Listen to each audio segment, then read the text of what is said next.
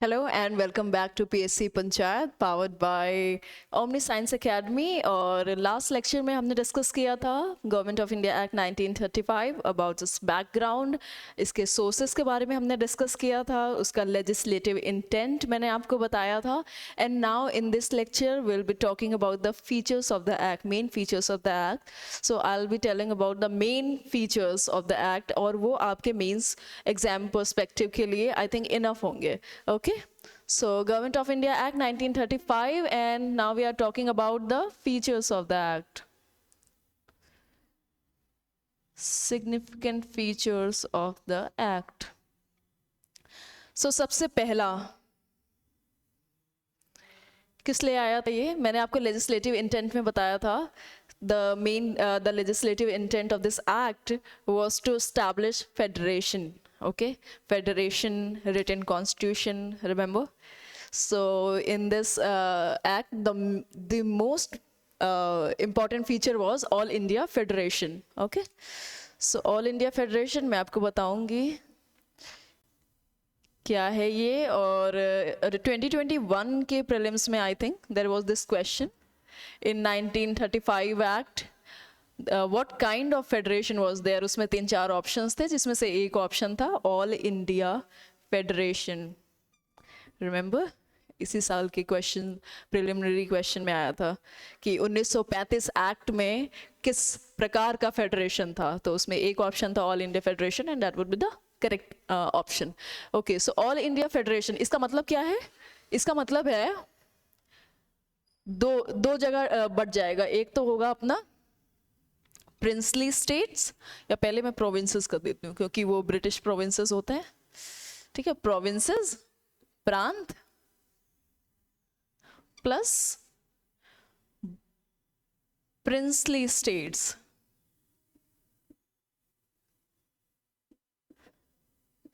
प्रांत और princely states के बीच में फेडरेशन। अबाउट प्रिंसली स्टेट्स एक फैक्ट मुझे ध्यान नहीं है कि गवर्नमेंट ऑफ इंडिया एक्ट 1919 में मैंने आपको बताया था कि नहीं, कि वहाँ पे जब वो बाइकेमरल लेजिस्लेचर बनाते हैं ना, तो एक नरेंद्र मंडल का भी गठन होता है। नरेंद्र मंडल, चैम्बर ऑफ प्रिंसेस, जो कि एक एडवाइजरी बॉडी होती है सिर्फ। सो बेसिकली सिर्फ नाम के लिए होती है, इसका ऐसा कुछ खास महत्व होता नहीं है। ये किस में आता है? Government of India act 1919। ये एक छोटा सा फैक्ट है, मैंने बता दिया आपको साथ ही साथ। तो ऑल इंडिया फेडरेशन, इसमें एक प्रोविजन इंट्रोड्यूस किया जाता है provinces and princely states, but हम जानते हैं कि ये आया नहीं, ये ज़मीनी स्तर पर साकार तो नहीं हो पाया। क्यों नहीं हो पाया? क्योंकि जो रिक्वायर्ड नंबर चाहिए था प्रिंसली स्टेट्स का वो हमें मिला ही नहीं, due to lack of required support from princely states. हमारे एग्जाम पर्सपेक्टिव के लिए बस इतना जानना काफ़ी है, lack of required support from princely states। So हमारे एग्जाम पर्सपेक्टिव के लिए बस इतना काफ़ी है जानना हमारे लिए कि ये क्यों नहीं आ पाया, फेडरेशन कभी क्यों नहीं आ पाया। क्यों? क्योंकि lack of required support from princely states. Okay, so all India federation है प्रोविंसेस एंड प्रिंसली स्टेट्स के बीच में। और एक और इम्पॉर्टेंट बात थी कि इसमें जो फॉर द प्रोविंसेस, जो प्रोविंसेस थे, प्रांत थे, उनके लिए इस फेडरेशन को ज्वाइन करना, ये इसका एक प्रोविजन था इस एक्ट का। प्रोविंसेस के लिए to join the federation was compulsory. To join the federation was a compulsory provision, उनके लिए चॉइस नहीं थी, was compulsory। यहाँ पे there is no choice। यहाँ एक बात अपन ध्यान रखेंगे कि provinces के लिए to join, I'm going so much spelling mistakes, sorry, provinces for provinces to join the federation was compulsory, and for princely states it was optional. For princely states it was optional.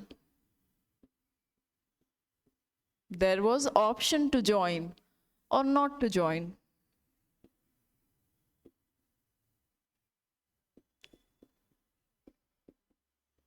तो वो कभी हो नहीं पाया। अब जाहिर सी बात है प्रिंसली स्टेट्स जो थे वो अपने जो राजा महाराजा थे उनको अभी तक आज़ादी थी तो वो क्यों ज्वाइन करेंगे, उनकी पावर कट हो जाएगी ना। यहाँ तो जाहिर सी बात थी तो उनको नहीं आना था, तो ये कभी मुकम्मल हो ही नहीं पाया ऑल इंडिया फेडरेशन। ओके, सो ये हमारा था पहला पॉइंट। अब दूसरे पॉइंट में हम डिस्कस करेंगे 1919 में उन्होंने डायाकी इंट्रोड्यूस किया था प्रोविंसेस में। अब यहाँ पे डायाकी वो हटा देते हैं, डायाकी एबोलिश कर दिया। खेल चल रहा है, अभी मन हुआ तो ये इंट्रोड्यूस कर दिया। हम जो मांग रहे हैं, जो हमारी डिमांड है वो उनको नहीं देनी है, उसके आसपास पेरीफेरी में हमें घुमाया जा रहा होता है उस वक्त। सो दूसरा पॉइंट है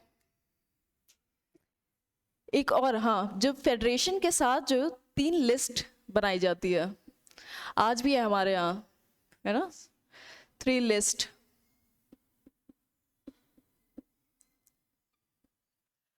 तीन लिस्ट है, कौन कौन सी होंगी? एक तो अपनी होगी फेडरल लिस्ट, प्रोविंशियल लिस्ट, आप ये सब नोट करते जाइए, प्रोविंशियल लिस्ट। तीसरा पॉइंट, तीसरी लिस्ट है अपनी, आज की डेट में क्या है, अपनी कंकरेंट लिस्ट, राइट। तो ये रही अपनी तीसरी लिस्ट। और जो भी बचा कुचा सब्जेक्ट है, कुछ भी ऐसे रह जाता है, जैसे आज भी अपने पास रेसिड्यूरी पावर है, तो जो भी रेसिड्यूरी सब्जेक्ट है यानी बचे कुचे जो भी सब्जेक्ट्स हैं वो कहाँ जाएंगे? गवर्नर जनरल के पास। रेसिड्यूरी सब्जेक्ट्स,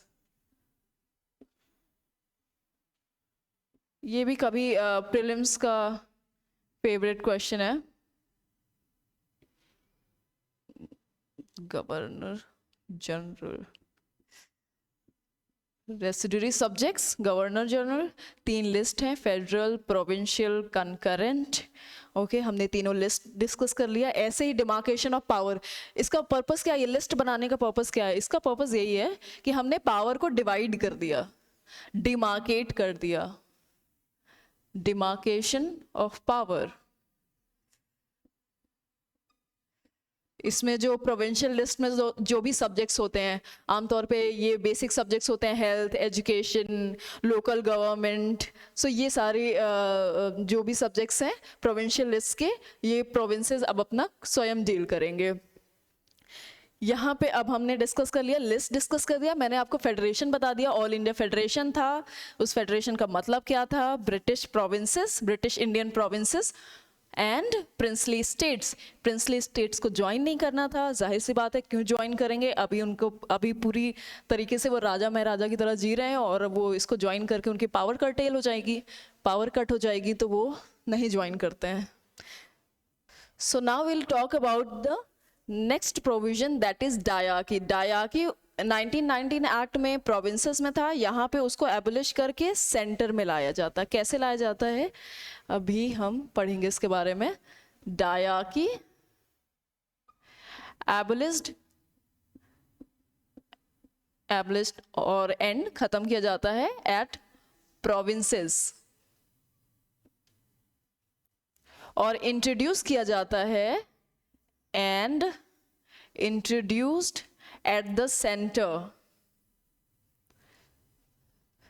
अब यहाँ जब सेंटर में इंट्रोड्यूस कर रहे हैं तो इसमें करते क्या है, बेसिकली कुछ डिपार्टमेंट्स रिजर्व्ड कर लेते हैं। Some departments are reserved for the centre, reserved departments. अब ये कौन कौन से डिपार्टमेंट्स होते हैं? कुछ हम अंदाजा लगा सकते हैं। क्योंकि मेन चीज़ें तो अभी भी ब्रिटिश इंडियन एम्पायर सब अपने पास ही रखेगा, जो मेन जो उनके पावर के सोर्सेज हैं। सो सबसे पहला ये होता है क्या, फॉरेन अफेयर्स। फॉरेन अफेयर्स, और एक और सब्जेक्ट है ये एक्सक्लूडेड एरियाज यानी ट्राइबल एरियाज, वो तब से सेंटर का ही पार्ट रहा है, वही डील करते हैं। सो ऐसे कुछ सब्जेक्ट्स होते हैं जो रिजर्व डिपार्टमेंट्स में आते हैं।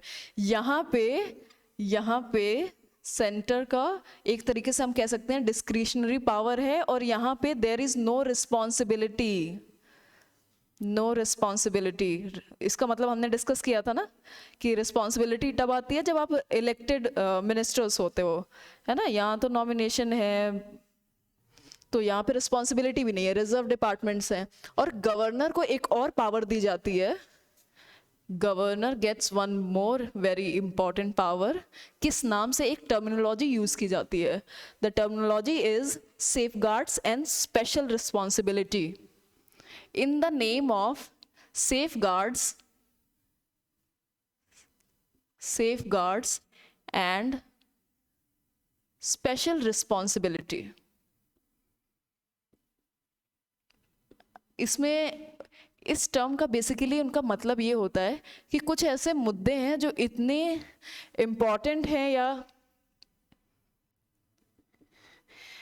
इतने इम्पॉर्टेंट हैं सुरक्षा की दृष्टि से, ठीक है, गवर्नेंस की दृष्टि से, कि वो गवर्नर का ही मेन पावर ही रहेंगे, सिर्फ गवर्नर का ही उसमें हक होगा, हक नहीं, गवर्नर का ही सिर्फ उसमें कंट्रोल होगा।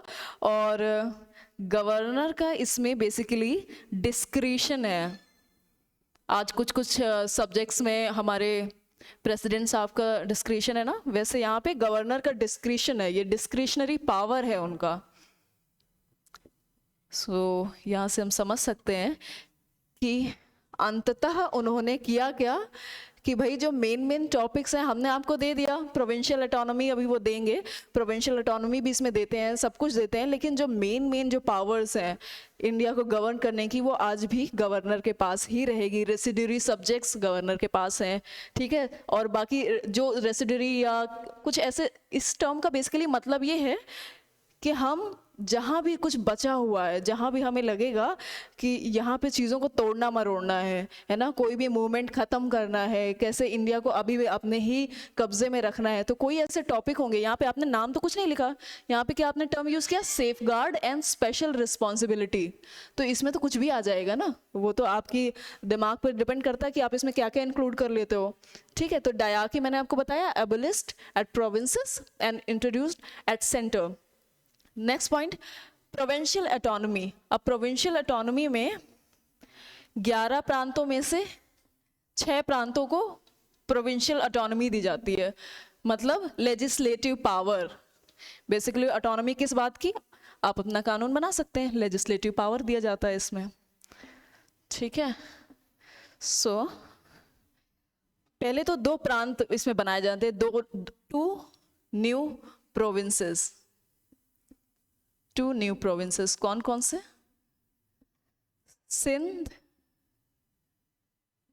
एंड ओडिशा, ये 2 नए प्रोविंसेस हैं, ठीक है। और प्रोविंशियल ऑटोनॉमी हमें दी जाती है। प्रोविंशियल ऑटोनॉमी का मतलब, provincial autonomy in the sense that now provinces will get legislative powers। किस लेजिस्लेशन वो किस किस टॉपिक में बना सकते हैं, जो मैंने आपको लिस्ट बताई थी, एक प्रोविंशियल लिस्ट है, तो उसमें जो जो सब्जेक्ट्स होंगे उसमें वो कानून बना सकते हैं। तो प्रोविंशियल ऑटोनॉमी यानी लेजिस्लेटिव पावर, और 6 सबको नहीं मिलती है, 6 आउट ऑफ 11 प्रोविंसेस। इस 11 में ये 2 प्रोविंसेस इंक्लूडेड हैं, इस 11 में Sindh and Odisha is included. ये प्रोविंसेस कौन कौन से होते हैं, इनका नाम आप पढ़ेंगे तो आपको समझ में आ जाएगा इनकी स्ट्रेटेजिक इंपॉर्टेंस क्या क्या थी। सबसे पहला तो अपना बंगाल, मद्रास, यूपी उस वक्त का यूनाइटेड प्रोविंसेस,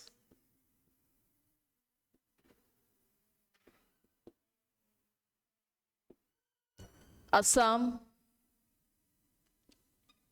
बिहार, कितने हुए?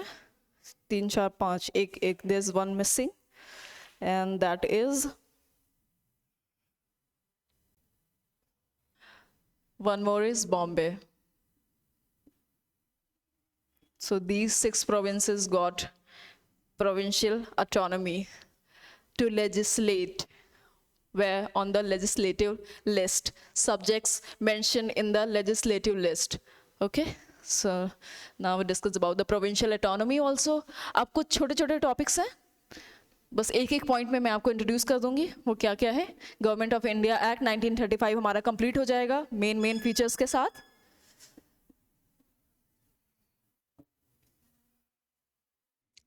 अब बात करते हैं एक और बहुत ही कंटेंशियस लेकिन one of the very important features, that is separate electorate.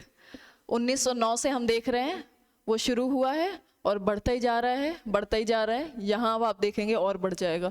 अगर आपको याद है, ईयर वाइज आपको थोड़ी बहुत जानकारी हो तो 1935 में ये एक्ट आया है। 1932 में अगर आपको याद होगा communal award Ramsay McDonald,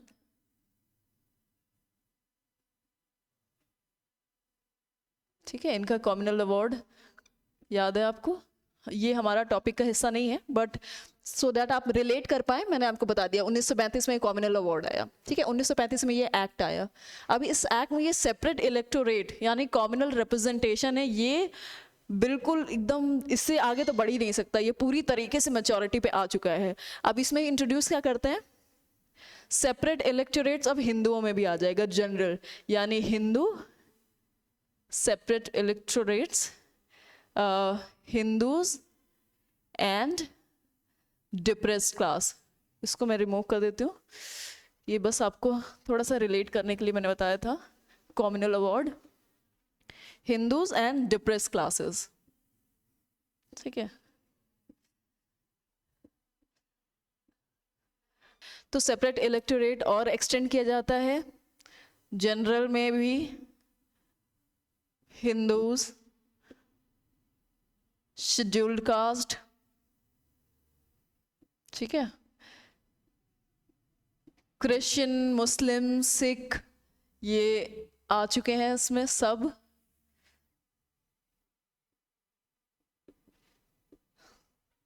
Sikh, Anglo Indian. अब यहाँ विमेन के लिए भी सेपरेट इलेक्टोरेट इंट्रोड्यूस किया जाता है। आप देखेंगे सिख विमेन इन पंजाब, यहाँ मैं प्रोविजंस बता रही हूँ, कितना फिर ये बाद में कितना प्रैक्टिकल लेवल पे आया या नहीं वो हम बाद में डिस्कस करेंगे, बट यहाँ जो प्रोविजन जो एक्ट में जो लिखा था वो मैं आपको बता रही हूँ। Sikh women in Punjab, not everywhere, Sikh women in Punjab, ठीक है। क्रिश्चियन विमेन इन मद्रास,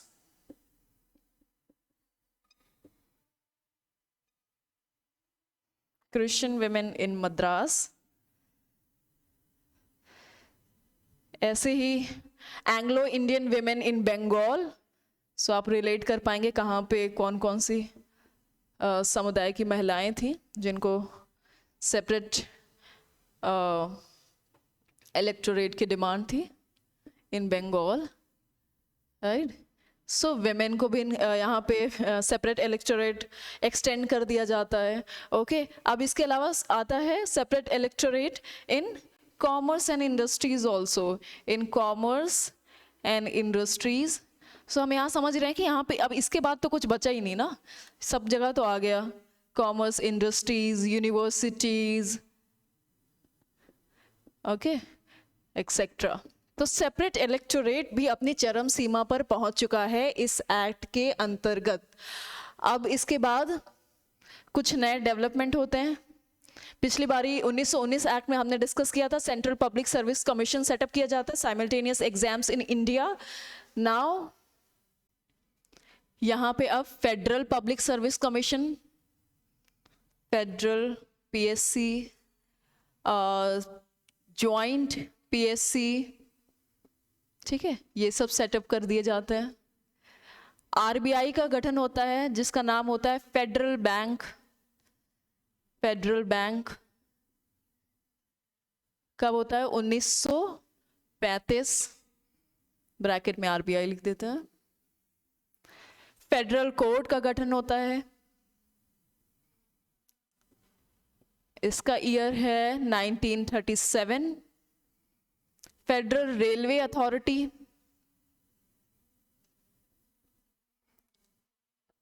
ये सारे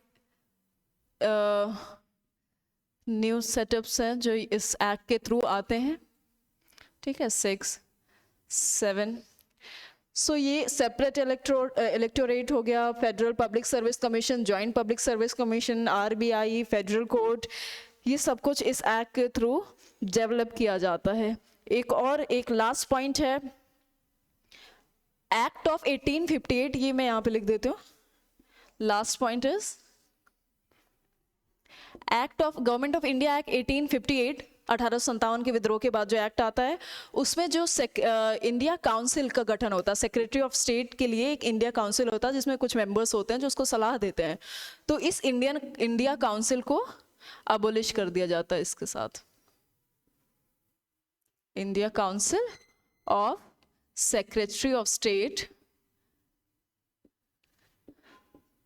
is abolished,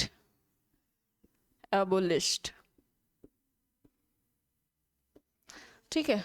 So I think I have covered all the important features of the act, and starting from the federation, diarchy at the center, abolished at the provinces, separate electorate हमने discuss किया, फिर कुछ commission setup किए जाते हैं, RBI का गठन होता है, कोर्ट, फेडरल कोर्ट डेवलप किया जाता है, फेडरल रेलवे अथॉरिटी। सो ये सारे कुछ इंपॉर्टेंट पॉइंट्स थे, हमने गवर्नमेंट ऑफ इंडिया एक्ट 1935 को कवर करने की कोशिश की एग्जाम पर्सपेक्टिव के हिसाब से। बाकी इसमें कुछ और भी बातें हैं जो आगे के कॉन्स्टिट्यूशन ऑफ इंडिया 1950 में उनका इस्तेमाल किया जाएगा, उनसे सोर्स लिया जाएगा, तो वो हम कॉन्स्टिट्यूएंट असेंबली में डिस्कस करेंगे आगे। So thank you for listening, and share and subscribe, and thank you so much. Please continue.